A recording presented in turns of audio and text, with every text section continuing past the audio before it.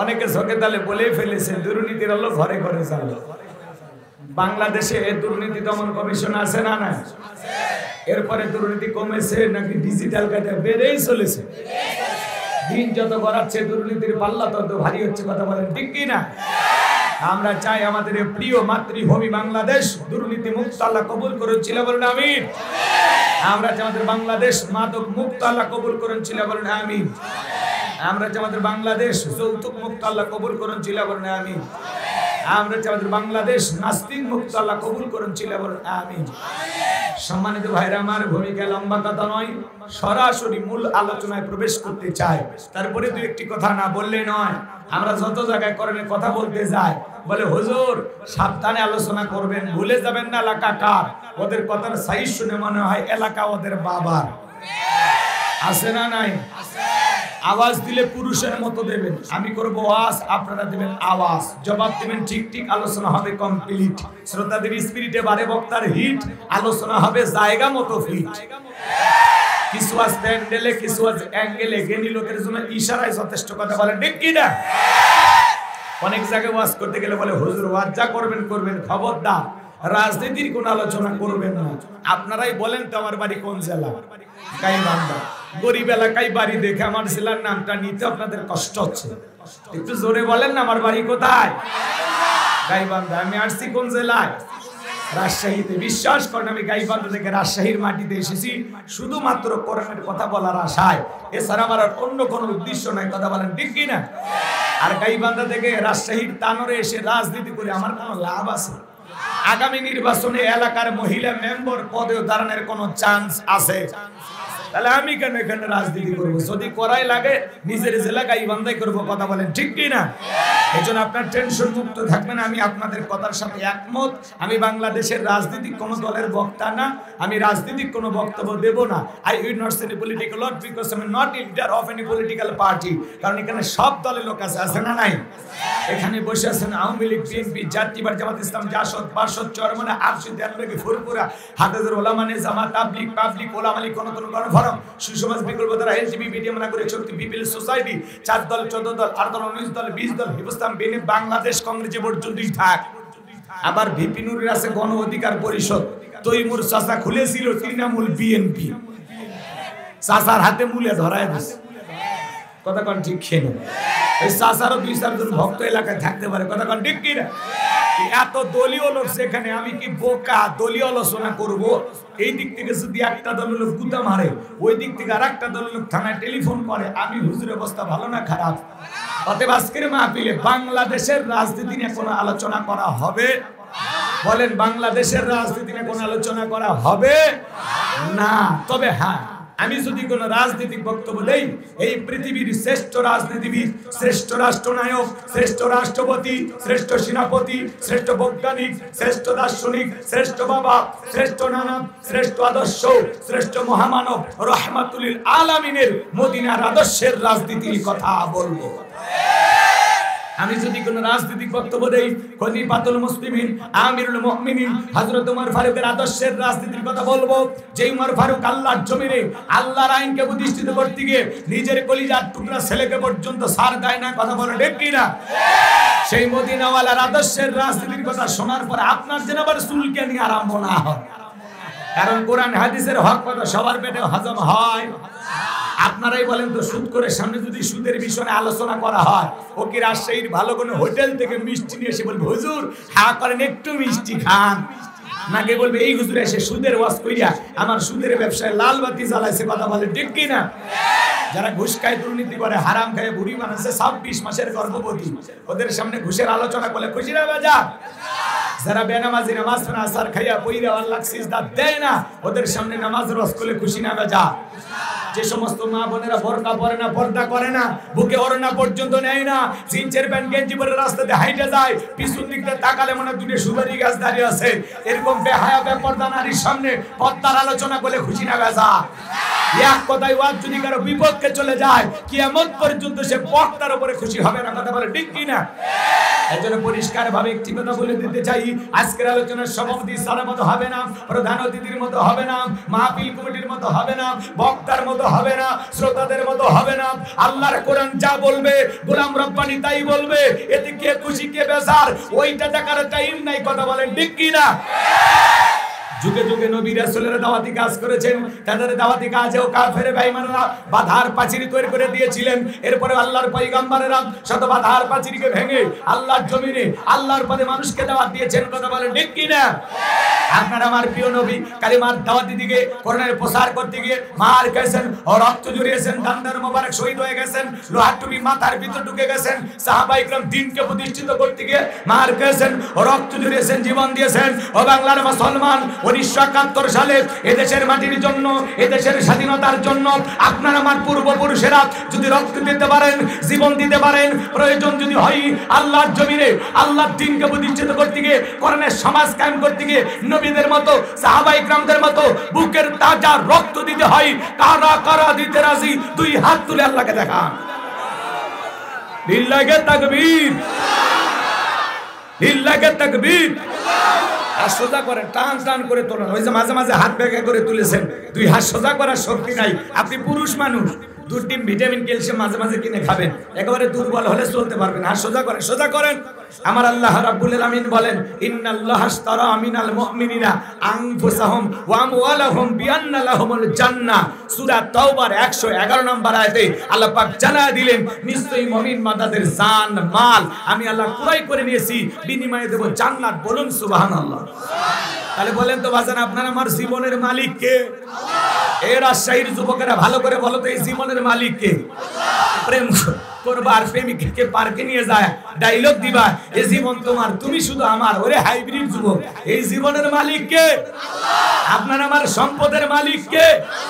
আল্লাহর দেয়া জীবন, আল্লাহর দেয়া সম্পদ আল্লাহর পথে খরচ করতে রাজি আছেন তো মুসলমান? রাজি আছেন তো ইনশাআল্লাহ? রাজি আছেন তো ইনশাআল্লাহ? বাম হাত নামান, শুধু ডানে হাত তুলে রাখেন। আল্লাহ রাব্বুল আলামিন বলেন, ইল্লা আসহাবুল ইয়ামিন ফি জান্নাতি ইয়াতাসালুন। ডানপন্থী যারা জান্নাতের বাগানে থাকবে তারা, ডানপন্থী যারা আল্লাহর প্রিয় তারা। বলুন সুবহানাল্লাহ। কোনো কথা হবে না। কিছুক্ষণ আগেই বলেন হুজুর জীবন দিতে রাজি, রক্ত দিতে রাজি। আপাতত জীবন রক্ত দিতে কোনোটাই দেয়া লাগবে না। ডান হাতটা পকেটের ভিতর ঢুকে দিয়া যে যা পারেন যতটুকু পারেন এই তাফসীর মাহফিলের জন্য প্রাণ ভরে দান করবেন। সোজা ডান হাত নিজের পকেটে দেন, আমিও দিচ্ছি দেন। অন্য কারো পকেটে হাত দিয়ে পকেট মেরে বলে মারি খায় না। সবাই পকেটে হাত দেন, সবাই পকেটে হাত দেন। ছেলে পেলে যারা আছে স্বেচ্ছাসেবের দায়িত্ব যাদেরকে দেওয়া আছে, ব্যাগ নিয়ে, রুমাল নিয়ে, চাদর নিয়ে, যার কাছে যা আছে তাই নিয়ে মাঠে নামো, খেলা হবে, খেলা হবে। ছেলে পেলে যাবে, সবাই প্রাণ ভরে দেন, সবাই পকেটে হাত দেন। দেন, আমিও দিলাম। দায়িত্ব যাদেরকে দেওয়া আছে বাবা তাড়াতাড়ি ভিতরে চলে যান।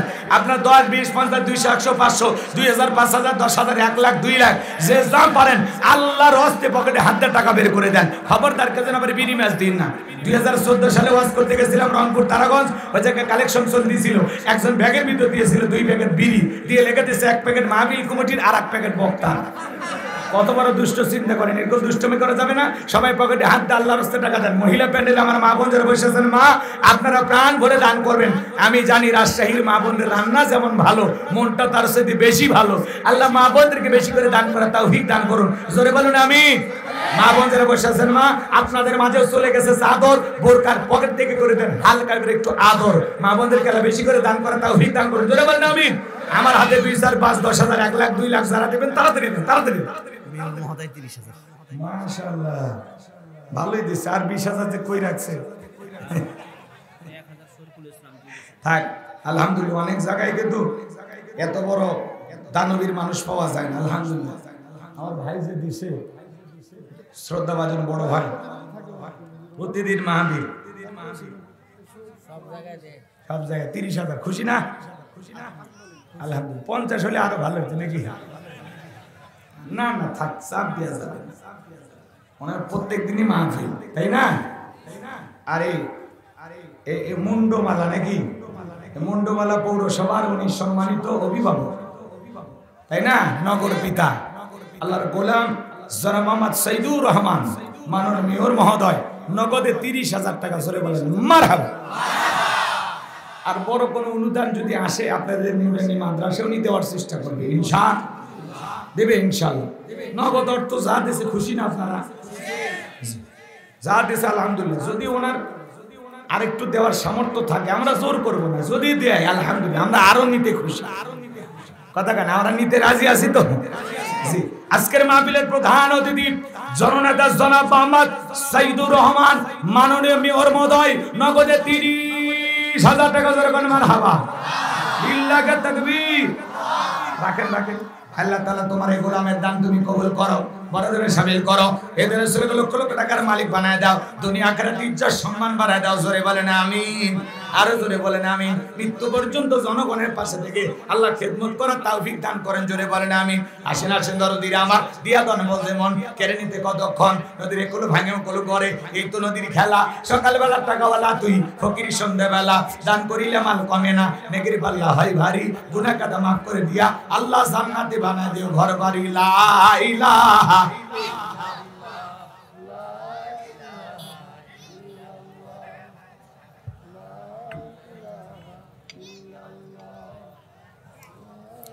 লা ইলাহা।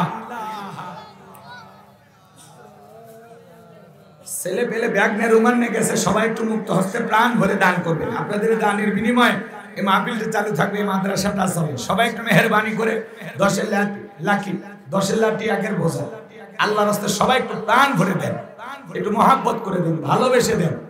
মা বোনদের ভিতরে লোকজন চলে গেছে, আমার মা বোনেরা প্রাণ ভরে দান করেন। আল্লাহ মা বোনদেরকে বেশি করে দান করেন, তৌফিক দান করেন। জোরে বলেন আমিন। আর যা ব্যাগ নিয়ে রোমান নিয়ে কালেকশন করতেছেন, দয়া করে টাকাগুলো মঞ্চে পাঠায় দেবেন, মেহেরবানি করে টাকাগুলো মঞ্চে পাঠায় দেবেন। কেউ নিজের মনে করে বাড়িতে নিয়ে যাবে না সোনা ভাই। হ্যাঁ, টাকাগুলো মঞ্চে পাঠায় দেন। জিকির করেন লা, জোরে লা। জি, ব্যাগ রাখেন। আলহামদুলিল্লাহ, এ ব্যাগে ভালোই টাকা পাওয়া গেছে, আলহামদুলিল্লাহ। লিল্লাহি তাকবীর। আল্লাহ তোমার গোলামেরা যে যা দান করে, আল্লাহ তোমার গোলামদের দান তুমি কবুল করো, তাদের হায়াত বাড়ায় দাও, জিন্দেগির গুনাহগুলো মাফ করে দাও। জোরে বলেন আমিন।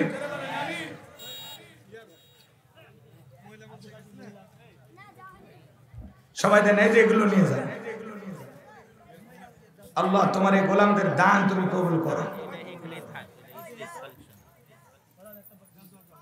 ভাই আর দেওয়ার মতো 2,500-1,000 টাকা দেওয়ার মতো আর কেউ থাকলে দেন, না দিলে ওয়াজে চলে যায়। আলহামদুলিল্লাহ, কমিটির ভাইরা আমাকে বলেছেন হুজুর আপনি একবার বলবেন যে যা দেয়। আলহামদুলিল্লাহ বলে, না হলে আমরা আসি।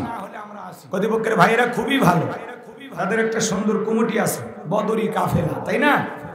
আলহামদুলিল্লাহ। কয়জন সদস্য? 21 জন সদস্য কমিটির, আর এমনি সবাই এলাকার সদস্য সবাই আছে না? যাক আলহামদুলিল্লাহ, যা হয়েছে আলহামদুলিল্লাহ। আপনারা এরপরেও সহযোগিতা করতে পারেন। মহিলা প্যান্ডেলে যারা কালেকশন করতেছেন নিজ দায়িত্বে টাকাগুলো পৌঁছায় দিবেন। আল্লাহ মাহবুদের দানগুলো কবুল করেন। জোরে বলেন আমিন। সব টাকা এক জায়গায় করেন, সব ব্যাগের টাকা এক জায়গায় করেন। আল্লাহ আপনাদের সকলের দানগুলো কবুল করেন। ভাই আর দেওয়ার মতো কেউ নেই তো? 500-1,000 টাকা, 2, 4, 5, 10,000 দেওয়ার মতো কেউ আছেন? 2-1 তাহলে চলেন আলোচনায় চলে যাই। দেওয়ার মতো কেউ থাকলে তাড়াতাড়ি দেন, দোয়া করে দেব আল্লাহ যেন বিশ্ব নবীর সাথে একই জান্নাতে কবুল করেন। জোরে বলেন আমিন। নবীর সাথে জান্নাতে যাওয়ার আশায় 500-1,000 টাকা দেওয়ার মতো 2-1 কেউ আছেন? দেন, আমি আপনার জন্য দিল থেকে দোয়া করে দেব। রসুলের সাথে আল্লাহ যেন একই জান্নাতে থাকার সৌভাগ্য দান করেন। জোরে বলেন আমিন। আসেন, টাকা নিয়ে আসেন, আম বেচে টাকাগুলো নিয়ে আসেন। আলহামদুলিল্লাহ, আল্লাহ আপনাদের দান কবুল করেন। চলেন চলেন। সম্মানিত ভাইরা আমার, যেহেতু লিখেছেন তাফসীরুল কোরআন মাহফিজ,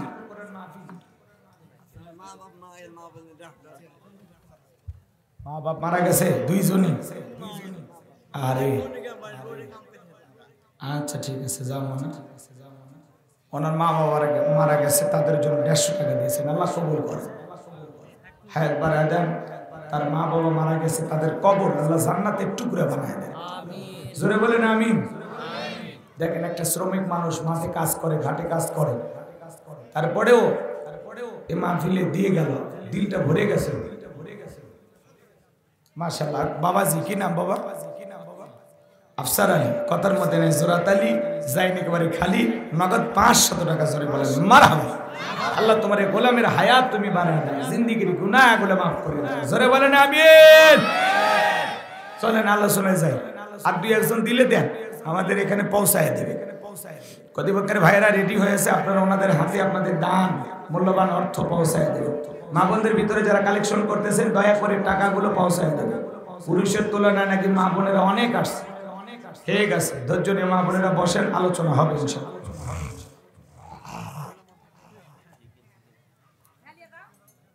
এদিক খেয়াল করেন, আর কোনো ভূমিকা নাই। 12টা পর্যন্ত ধৈর্য নিয়ে মাহফিলে বসে থাকবেন তো ইনশাআল্লাহ? কারা কারা থাকবেন না তারা হাত তোলেন। মুরগি লিয়াচ্ছেন, জ্যান্ত মুরগি, কি কথা বলে, মুরগি সাথে ডিম, এই মুরগির ডিম নাকি?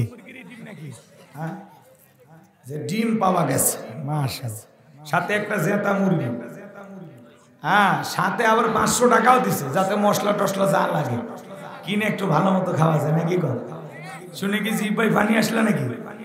মুরগি এটা কর্তৃপক্ষের ভাইরা খাবে না, এটা নিলামে তুলে বিক্রি হবে, তাই না? হ্যাঁ, ওনারা খাবে না, কিন্তু 500 টাকা দিয়েছে মশলা কেনার জন্য। আচ্ছা হোক, আচ্ছা, না না না বললেন সময় নষ্ট হবে, দেবে ইনশাআল্লাহ। ওই মুরগি 1-2 হাজার টাকা দিয়ে কেনার মতো মানুষ নাই, ব্যাপারী নরম, ওর দামই তো 1000, 2-3 হাজার দিয়ে কিনলে কি লস হবে? হ্যাঁ, কেউ শখ করে নিয়ে যায় তো। আপনার জন্য দোয়া করবো, আল্লাহ কবুল করেন, জোরে বলেন আমিন। আর ভূমিকা নাই, এদিক খেয়াল করেন। 12টা পর্যন্ত আজকের মাহফিলে কারা কারা বসে থাকবেন না তারা হাত তোলেন। সবাই চালাক, কারা কারা ধৈর্য নিয়ে বসে থাকবেন 12টা পর্যন্ত, 1.5 ঘন্টা সময় কোরআনের মহব্বতে দিবেন। 2 হাত তুলে বলেন ইনশাআল্লাহ, আর একটু জোরে বলেন ইনশাআল্লাহ, আর একবার বলেন ইনশাআল্লাহ। হাত নামান, এই যে হাত তুলে ওয়াদা দিলেন, নিজেদের ওয়াদা ঠিক রাখার দরকার আছে না নাই? 12টা বাজলে আপনার ছুটি, 12টা বাজলে আপনি উঠে যাবেন, আমার কোনো আপত্তি নেই, কথা কি বুঝতে পারছেন? কিন্তু 12টা বাজার আগে কোনো ওটা বসা করবেন না, নিজের ওয়াদা ঠিক রাখবেন। ওয়াদা ভঙ্গ করা কিসের লক্ষণ?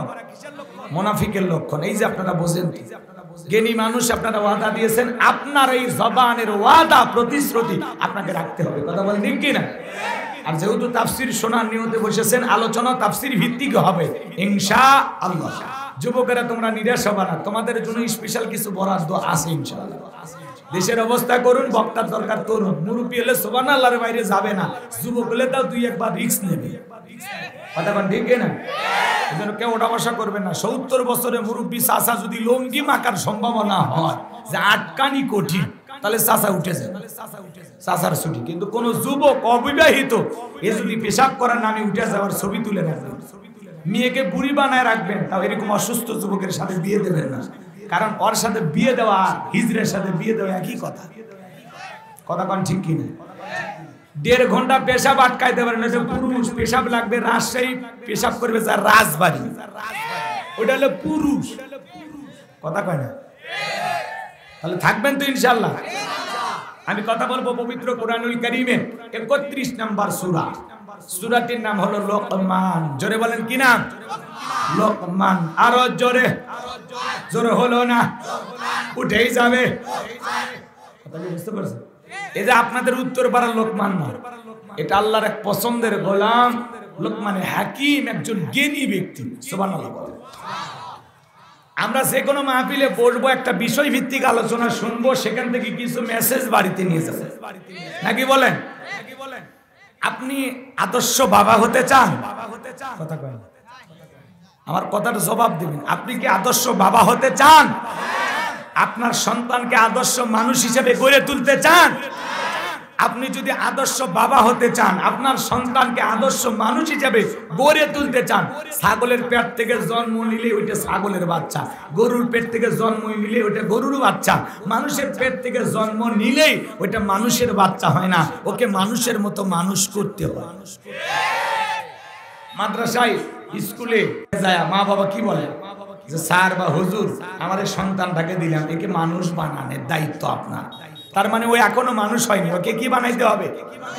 সুশিক্ষায় শিক্ষিত বানাইয়া মানুষের মতো মানুষ বানাইতে হবে, কোরআন সুন্নাহর জ্ঞান দিয়ে ওকে মানুষ বানাইতে হবে। কথা বলে ঠিক কি না?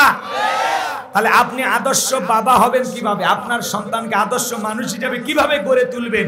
এই যে পারিবারিক যে গুরুত্বপূর্ণ একটি মেসেজ, খুব গুরুত্বপূর্ণ একটি বিষয়, এই বিষয় নিয়ে আমাদের আলোচনা হওয়ার দরকার আছে না নাই?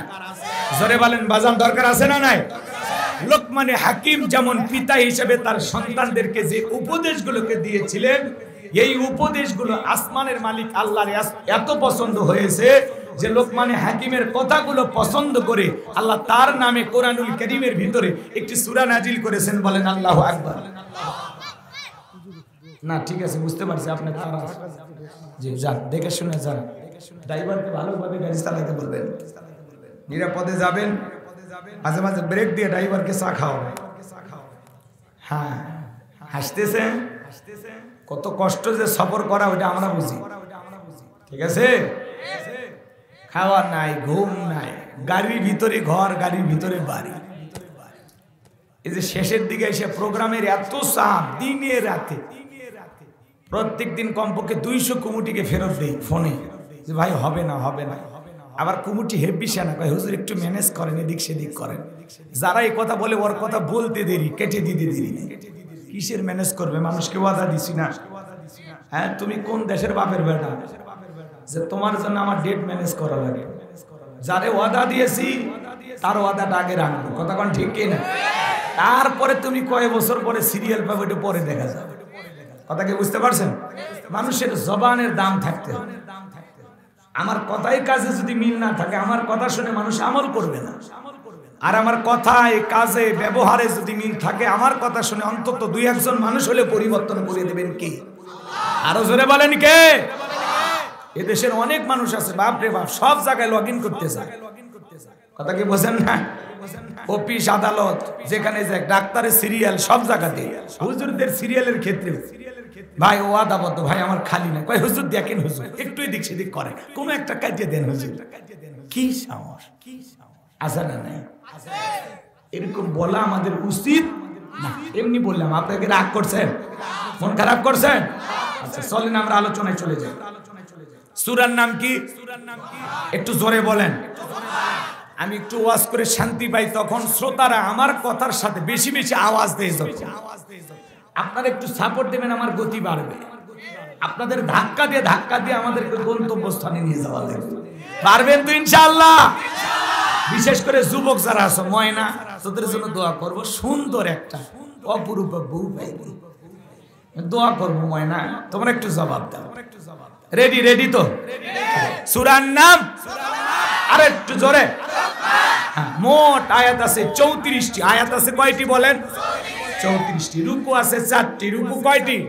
4টি। বিশ্বনবীর মক্কার জিন্দেগিতে এই সূরাটি নাজিল হয়েছে। কোরআনুল কারীমের 31 নাম্বার সূরা। সূরা নাম্বার কত?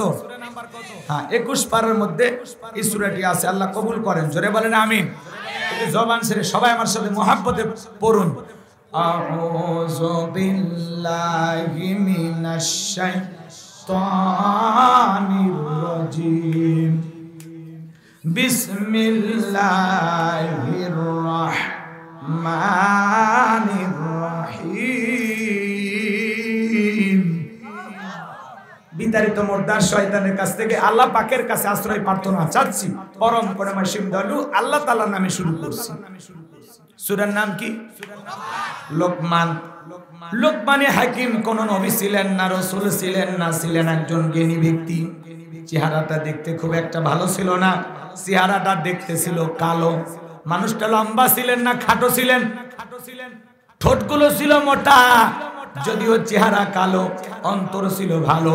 তার জবানের কথাগুলো আল্লাহর কাছে এত পছন্দ হলো, তার কথাগুলোকে কোট করে কোরআনুল কারীমের ভিতরে তার নামে আল্লাহ তাআলা একটি সূরা নাজিল করলো। বলেন আল্লাহু আকবার। জমিনের একজন বান্দার কথা আসমানের মালিক আল্লাহর পছন্দ হয়, তাহলে এই কথা কি দামি কথা না কম দামি কথা? আসমানের মালিক আল্লাহর ভালো লেগেছে, জমিনের একজন বান্দার কথা শুধু ভালো লাগাতেই সীমাবদ্ধ না, ভালো লাগা, এত ভালো লাগাছে লেগেছে যে আল্লাহ তাআলা তার কথাগুলোকে উপদেশ হিসাবে পুরো পৃথিবীবাসীকে জানিয়ে দিয়েছেন। আল্লাহু আকবার বলেন। তার কথাগুলো কুরআনুল কারীমের মতো শ্রেষ্ঠ গ্রন্থ, শ্রেষ্ঠ কিতাবের ভিতরে ঠাঁই পেয়েছে। বলেন আল্লাহু আকবার। তাহলে লোকমানে হাকিম কেমন মানুষ ছিলেন, এই ইতিহাস যদি আমি বলতে চাই, লোকমানে হাকিমের জীবনে যদি তুলে ধরতে চাই, কমপক্ষে 2-3 ঘন্টা আলোচনা ওই দিকেই করা লাগবে। কিন্তু আমরা তাফসীর থেকে যেটুকু বলতে চাই সেদিকে যাই, তার জীবনী থেকে ওই দিকে আলোচনা করতে গেলে লম্বা হবে। এত সময় আমাদের হাতে নাই। তাফসীরের ভিতরে যত কথা আছে তাই তো বলে শেষ করতে পারবো না, কষ্ট হবে আপনাদের। আমার ভাইয়েরা, তাহলে লোকমানে হাকিম কোন নবী ছিলেন না, রাসূল ছিলেন না, ছিলেন একজন রাখাল কৃতদাস। মানুষের বাড়িতে ছাগল চড়ানোর কাজ করতেন। সেই মানুষটার সম্মান মর্যাদা এত বেড়ে গেল, কারণটা কি? লোকমানে হাকিম যদিও চেহারা ছিল কালো, অন্তর ছিল ভালো, তার জবানের কথাগুলো, উপদেশগুলো আল্লাহ তাআলার কাছে এত পছন্দ হলো। এই জন্য আল্লাহ পাক তার কথাগুলোকে কোট করে কোরআনুল কারীমের ভিতরে লোকমানের নামে একটি সূরা নাজিল করলো। বলেন আল্লাহু আকবার। আমার আল্লাহ রাব্বুল আলামিন বলেন, ওয়ালাকাদ আতাইনা লুকমানাল হিকমাতা আনিশকুরু লিল্লাহ ওয়া মান ইয়াশকুর ফাইন্নামা ইয়াশকুরু লিনাফসিহি ওয়া মান কাফারা ফাইন্নাল্লাহা গনিয়্যুন হামিদ। আমার আল্লাহ রাব্বুল আলামিন বলেন, আমি লোকমানে হাকিমকে হিকমত দিয়েছিলাম, জ্ঞান দিয়েছিলাম এবং বলেছিলাম, লোকমান তুমি আমার শুকরিয়া আদায় করো। লোকমানে হাকিম ইলম আর জ্ঞান পাওয়ার পরে শুকরিয়া আদায় করেছিলেন কার?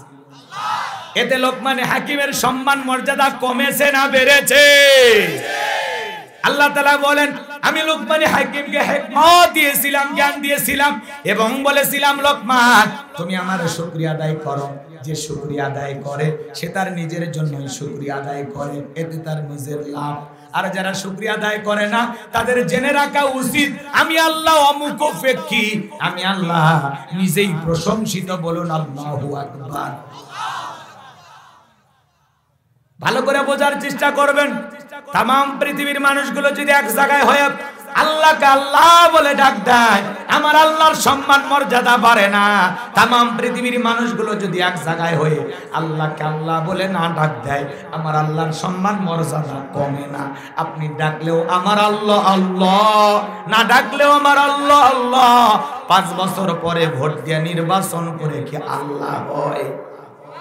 কথা কোন ভাষা দিয়ে বোঝেন? আপনি ডাকলে আপনার লাভ, না ডাকলে আপনার লস। আপনি ডাকলে আপনি লাভবান, আপনি ভাগ্যবান, আপনার নিজেরই লাভ। আর না ডাকলে আপনি ক্ষতিগ্রস্ত, আপনি বিপদগ্রস্ত, আপনি হতভাগা। কথা বলে না কেন? কারণ আপনি ডাকলেও আমার আল্লাহ আল্লাহ, না ডাকলেও আমার আল্লাহ আল্লাহ।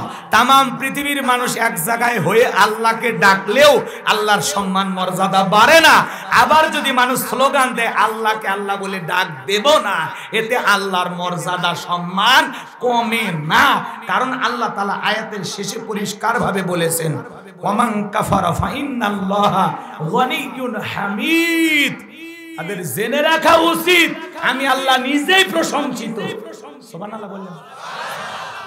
আল্লাহ বলতেছেন আমি অমুকপেক্ষী, আল্লাহুস সামাদ, তিনি অমুকপেক্ষী, আমরা সবাই তার মুখপেক্ষী, তিনি কারো মুখপেক্ষী নন। আর আল্লাহ পরিশেষে বলেন হামিদ, আমি আল্লাহ নিজেই প্রশংসিত। কথা কি বোঝা গেল? রাগ করেছেন? আমার কথা কি বোঝেন? বোঝেন, ভালো করে বুঝবেন। আমার ভাইয়েরা গভীর মনোযোগ দিয়ে কথাগুলো শুনবেন। ডাকলে বান্দার লাভ, না ডাকলে বান্দার লস। কথাকে বোঝা গেল? ডাকলে বান্দার লাভ, আমার আল্লাহর কোনো লাভ নাই। না ডাকলে বান্দার লস, আমার আল্লাহর কোনো লস নাই। এজন্য আল্লাহ পাক বলেন, লা ইন শাকারতুম লাযিদান্নাকুম ওয়া লা ইন কাফারতুম ইন্না আযাবি লাশাদীদ। নিয়ামত পাওয়ার পরে যারা শুকরিয়া আদায় করে, কৃতজ্ঞতা প্রকাশ করে, আমি আল্লাহ পাক তাদের নিয়ামত সমূহগুলোকে বাড়ায় দেই। সুবহানাল্লাহ বলেন। আর যারা নিয়ামত পাওয়ার পরে না শুকরিয়া আদায় করে, অকৃতজ্ঞ হয়ে যায়, আমি আল্লাহ পাক তাদের নিয়ামতগুলোকে ছিনায় নেই।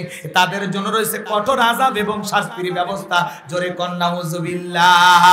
তাহলে আল্লাহর কৃতজ্ঞতা আদায় করার দরকার আছে না নাই? লোকমানে হাকিম প্রশংসা আদায় করেছিল, আল্লাহ তাআলার শুকরিয়া আদায় করেছিল, আল্লাহ তাআলা তার সম্মান মর্যাদা বাড়িয়ে দিয়েছেন।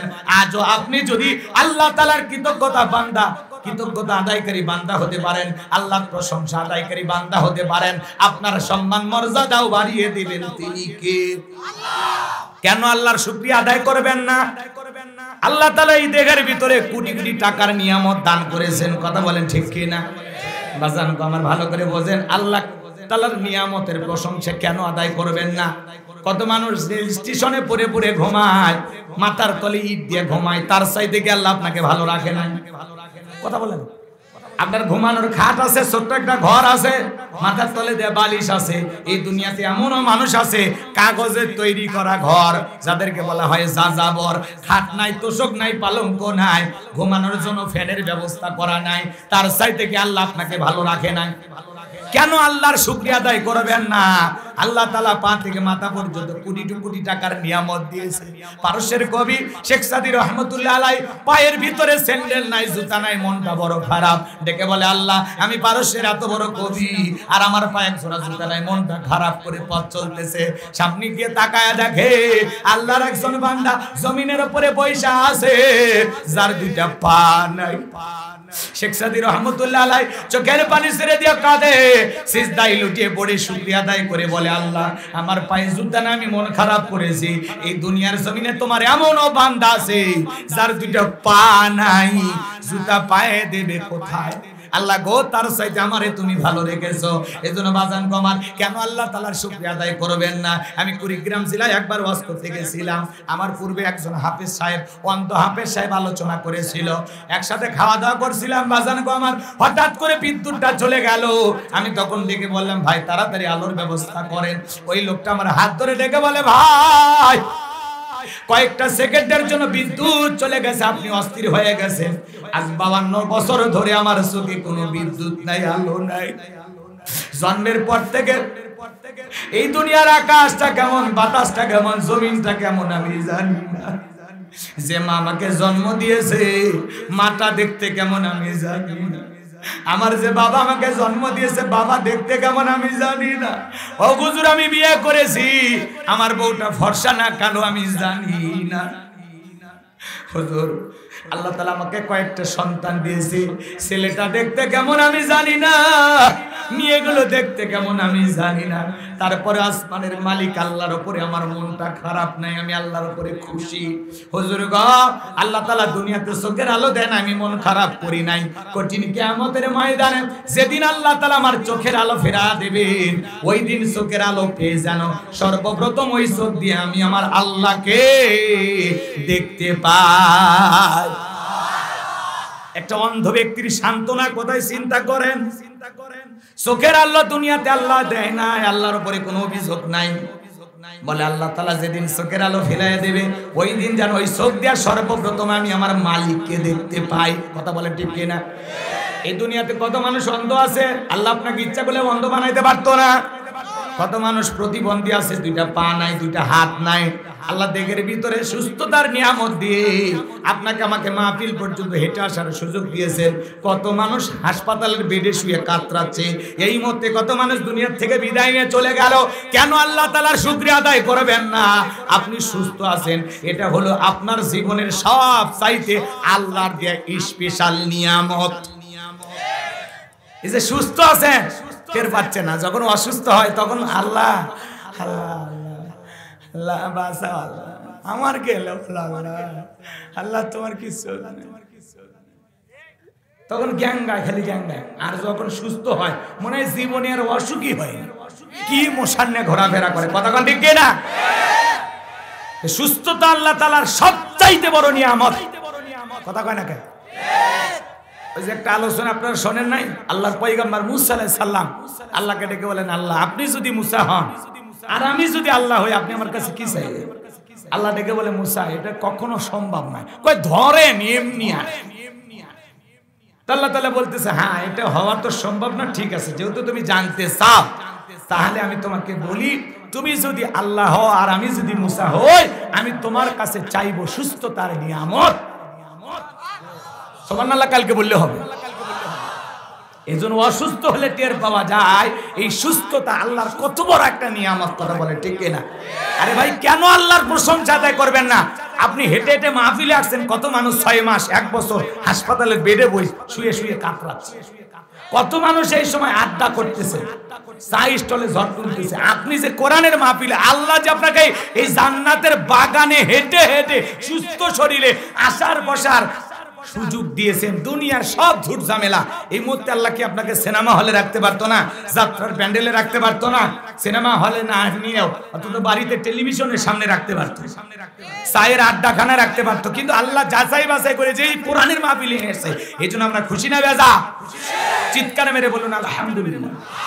কিশোরগঞ্জের এক জায়গায় ওয়াজ করতে গেছিলাম, এক মুরব্বী চাচা আহারে গ্রামে গ্রামে হাওয়াই মিঠাই বিক্রি করতো, সেই মানুষটা 200-250 বিঘে জমির মালিক আল্লাহ বানায় দিয়েছে। ওই লোকটা বলতেছে পরে আমি 5-6 বিঘে জমি মসজিদ মাদ্রাসায় দান করে দিয়েছি। তাহলে চিন্তা করেন জিরো থেকে হিরো বানায় কি? আপনি রিক্সা চালান, ভ্যান চালান, আলহামদুলিল্লাহ এতে আমি খুশি। এমনও মানুষ আছে একটা রিক্সা কেনার টাকা নাই, আপনার একটা ছোটখাটো তানোর বাজারে অথবা মুন্ডুমালা এই বাজারে একটা দোকান আছে, আলহামদুলিল্লাহ। আপনার মতো কত মানুষ স্বপ্ন দেখে এই বাজারে একটা দোকান দেবে। তুমি সৌদি আরব প্রবাসী, মালয়েশিয়া প্রবাসী, বিদেশে যাও, ইনকাম করো, আলহামদুলিল্লাহ আল্লাহর শুকরিয়া আদায় করো। কত মানুষ পাসপোর্ট দিয়ে ঘুরতে ঘুরতে স্যান্ডেল হয়ে যাচ্ছে, তুমি যে বিদেশে যাও এটাই অনেকের কাছে স্বপ্ন। আল্লাহ তাআলা যাকে যে অবস্থানে রেখেছেন, আল্লাহ যতটুকু দিয়েছেন ততটুকু পেয়ে আমরা হ্যাপি থাকবো, আমরা খুশি থাকবো, কথা বলে ঠিক কি না? আমরা কি জন্মের সময় মায়ের পেট থেকে টাকার বান্ডিল নিয়ে এসেছিলাম? জমির দলিল একেবারে ল্যাংটা করে নিয়ে আসছে আল্লাহ। এখন আপনি জমির মালিক, কয়েক বিঘে জমির মালিক, কথা কয় না? আপনার কি সুন্দর ঘর বাড়ি কে দিছে? কে? আপনার ব্যাংকে লক্ষ লক্ষ টাকার ব্যবস্থা কে করছে? ব্যাংকে না থাকলেও বাড়ির ভিতরে বাক্সের ভিতরে আছে। টাকা পাইলেন কই? কে দিয়েছে? কে? জোরে বল না, কে দিয়েছেন? কেন আল্লাহর শুকরিয়া আদায় করবেন না? কেন? কত মানুষ রাস্তায় ভিক্ষা করে, আল্লাহ চাইলে ওই ভিক্ষুক আপনাকে বানাইতে পারতো না? তাহলে শুকরিয়া হবে কার? এই যে লোকমানে হাকিম আল্লাহ তাআলার প্রশংসা আদায় করেছিলেন, আল্লাহ তাআলার কৃতজ্ঞতা আদায় করেছিলেন, আল্লাহ খুশি হয়ে তার সম্মান মর্যাদা বাড়িয়েছেন না কমিয়েছেন? তাহলে সুখে থাকি দুঃখে থাকি, যদি জিজ্ঞাসা করা হয় ভাই কেমন আছো, না হুজুর কোনো মতে দিন কাল যায় না, মরে বেঁচে আছে, এটা বেঁচে থাকা না থাকা সমান, মনে থাপড়ে দাঁত বলে কথা কয় না। এটা না মুসলমানের জবাব হতে পারে? আপনাকে জিজ্ঞাসা করেছে ভাই কেমন আছে, আলহামদুলিল্লাহ, তারপরে বলবেন না সুখ দুঃখ কি হয়েছে, আগে